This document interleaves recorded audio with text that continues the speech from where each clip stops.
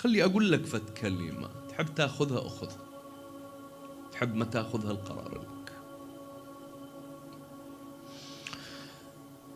أخطر شخص من الممكن أن تواجهه في حياتك هو الشخص الذي يلغيك تماما. الشخص الذي لا يلتفت أبدا لقرارك وأفكارك ومشاعرك ووجهة نظرك. أخطر إنسان هو هذا.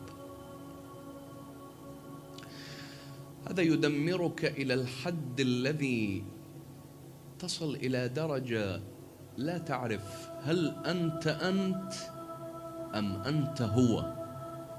الله، ما تعرف.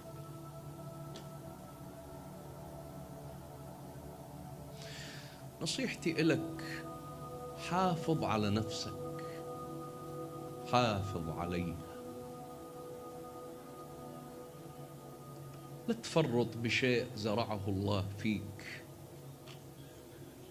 اكو أشياء جميلة الله زرعها فينا، لا تفرط بها من أجل إرضاء فلان وفلان. Be yourself.